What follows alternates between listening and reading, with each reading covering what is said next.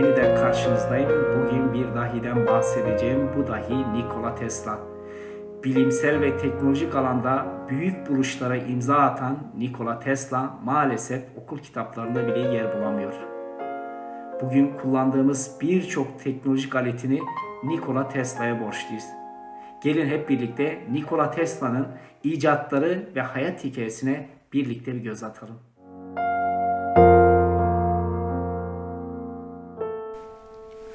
Radar, floresan uzaktan kumanda, röntgen cihazı, hız ölçer, otomobillerdeki ateşleme sistemi, neon ışıkları, elektron mikroskobu ve mikrodalga fırının Tesla'nın icat ettiğini bilenlerin sayısı maalesef sınırlıdır. Televizyon ve radyo yayınlarında kullanılan kablosuz iletişim patenti de Tesla'ya aittir. Lazer teknolojisi, robot teknolojisi, MR cihazı ve deprem ölçer de Tesla'nın teorileri kaynak alınarak üretilmiş projelerdir. Örneğin radyoyu Marconi icat etti sanılır. Tesla, radyo ve telsize ilişkin antenlerden radyo alıcılarına kadar her şeyi keşfetse de onun keşiflerini yakında takip eden Marconi tarafından çalınır. Tesla, Marconi için şöyle demişti: "Marconi iyi bir adam. Bırakın devam etsin. Benim patentlerimin 17 tanesini kullanıyor."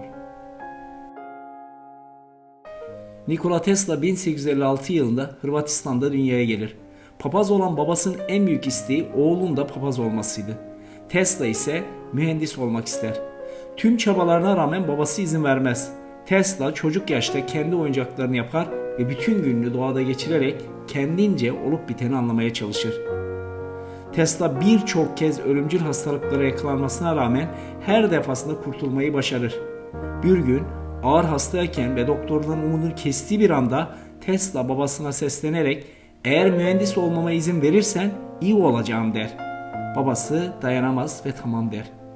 Kısa sürede Tesla iyileşir ve okula başlar. Liseden sonra annesinin desteğiyle 1875 yılında Avusturya Graz Politeknik'te elektrik mühendisliği bölümünde okumaya başlar. Daha sonra babasının isteği üzerine Prag'da öğrenimini sürdürür. Babası ölünce okulu bırakır ve 1882 yılında Paris'e taşınarak Continental Edison şirketinde çalışmaya başlar.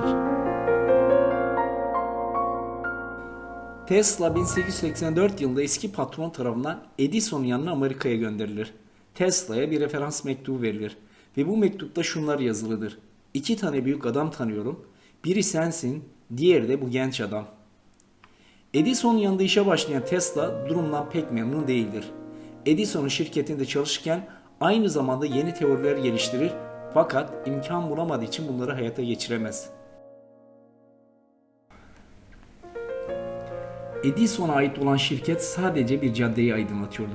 110 volt ile çalışan bu doğru akım dağıtım sistemi uzak mesafeler için yeterli değildi. Tesla burada basit elektrik işlerini yapıyordu. Alternatif akım fikrini Edison'a ilettiğinde olumlu bir cevap alamaz. Gereksiz teorilerle vakit kaybetmemesini öğütler. Bir süre sonra Edison Tesla'ya iş teklifinde bulunur. Edison verimsiz motorların ve jeneratörlerin geliştirmesi karşılığında $50.000 teklif eder.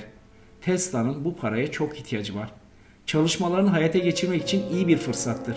O güne kadar haftalık $18'a çalışır.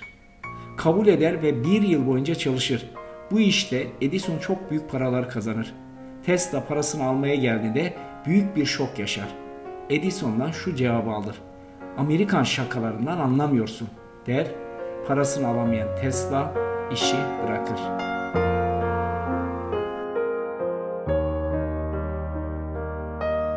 İşe ihtiyacı olan Tesla bir yıl boyunca iletim kabloları için kazı çalışmalarında zor koşullarda işçilik yapar.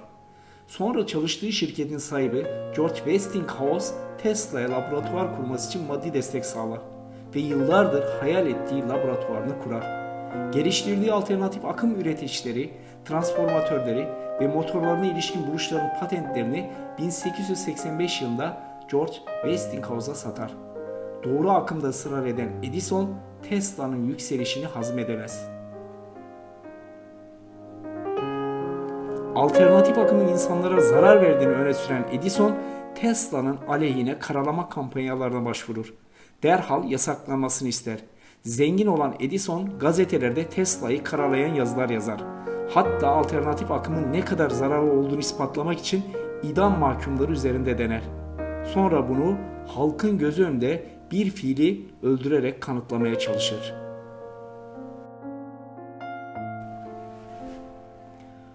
Amerika'nın dört bir köşesinde yaptığı şovlardan binlerce izleyiciyi eğlendiren Topsy adındaki fil son 3 yıl içinde 3 bakıcıyı öldürmüştü. Aslında sürekli işkenceye maruz kalan fil saldırganlaşmıştı.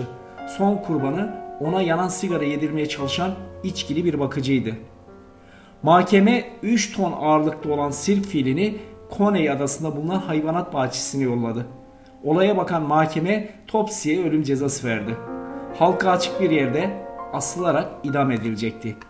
Bu haber üzerine Hayvanseverler Derneği filin asılmasının zalimce bir yöntem olduğu konusunda protesto yapmaya başladı.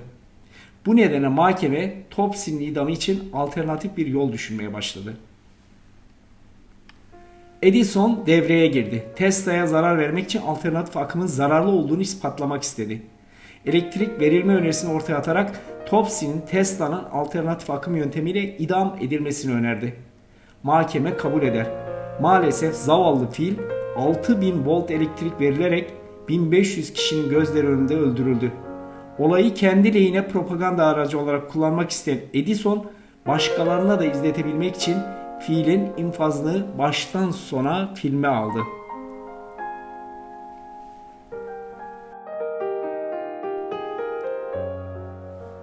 Bunun üzerine Tesla 1893 yılında düzenlenen Chicago Elektrik Fuarı'nda alternatif akımla ilgili bir gösteri yaparak insana zarar vermediğini ispatlar. Akımın vücudundan geçmesine izin verir. Böylece alternatif akımın güvenli olduğunu kanıtlar.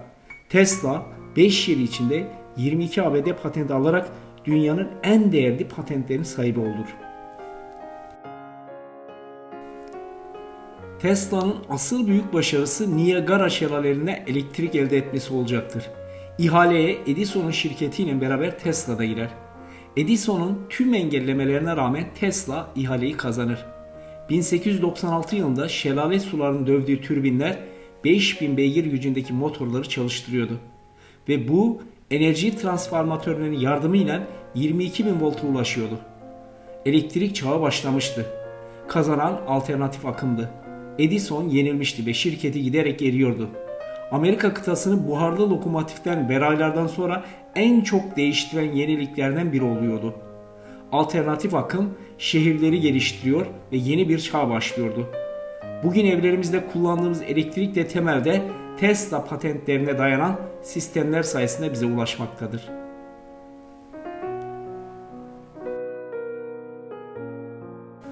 Amerika'nın en büyük mucidi olma konusunda Tesla'yı kendisine rakip gören Edison, Tesla'nın akım teorisinin gülünç bir şekilde çok daha basit versiyonunu yaparak Nobel ödülüne Tesla ile birlikte aday oldu. Tesla ise bu ödülü almayı reddetti. Tesla şirketlere milyon dolarlar kazandırdı. Kendisi ise bütün paralarını yeni buluşlar için harcadı. Paraya hiç değer vermedi. Bütün ömrü laboratuvarlarda geçti. En büyük hayali kablosuz elektrik sistemini kurup bütün dünyanın ücretsiz faydalanmasıydı. Bunu deneylerinde başarmıştı. Fakat büyük şirketlerin engellemeleri bu hayalinin gerçekleşmesini sağlayamadı. Tesla aynı zamanda bir savaş karşıtıdır. Tesla ölümünden birkaç hafta önce ana vatandaki yurttaşlarına savaşa ilişkin bir çağrı yayınlar. Belgrad'daki müzede halen bir kopyası olan çağrıda şunlar yazılıdır. Bu savaştan yeni bir dünya, insanlığın fedakarlıklarına layık olan bir dünya doğmalıdır. Bu dünyada hiçbir zayıf, güçlüler tarafından, hiçbir iyi, kötüler tarafından sömürülmemelidir. Düşüncenin, sanatın ve bilimin ürünleri insan hayatının iyileştirilmesi ve güzelleştirilmesi için kullanılmalıdır. Yoksa bireylere parasal zenginlik sağlamak için değil.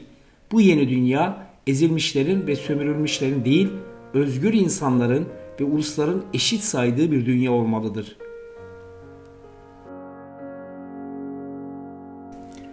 ...4 Ocak 1943 yılında bir otel odasının önünde geride hiçbir serveti yoktu. Bütün parasını çalışmaları için harcamıştı. Tesla buluşlarında kişisel menfaat elde etmeyi hiç düşünmedi. Şirketler ve patentlerini çalan insanlar onun fikirleriyle milyon dolarlar kazanırken o 5 parasız kalmıştır. Paraya ilişkin de şöyle der. Para insanların kendine biçtiği kıymete haiz değildir. Benim bütün param deneylere yatırılmıştır. Bunlarla yeni keşiflerde bulunup insanoğlunun yaşamını biraz daha kolaylaştırmasını sağlıyorum. Öldüğü gün New York Belediye Başkanı Tesla için radyoda yayınladığı konuşmasında şöyle der. Bugün dünyamızdan Tesla'nın icatlarını çıkarırsak endüstrinin çarkları dönmeyi bırakacak, trenlerimiz ve arabalarımız duracaktır. Kasabalarımız karanlığa gömülecek, değirmenlerimiz ve fabrikalarımız işlevliğini kaybedecektir. Fakat Tesla ölmedi. Tesla'nın gerçek ve önemli yanı uygarlığımızın günlük hayatımızın büyük başarılarından yaşıyor.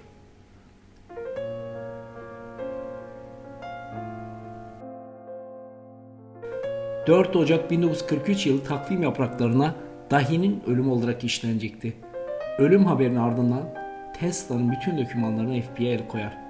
Tesla'nın birçok çalışması halen gizemini koruyor. Sürekli icatlarını engelleyenlere karşı Tesla duygularını şöyle ifade eder. Nefretiniz elektriğe dönüştürebilseydi bütün dünyayı aydınlatmaya yeterdi.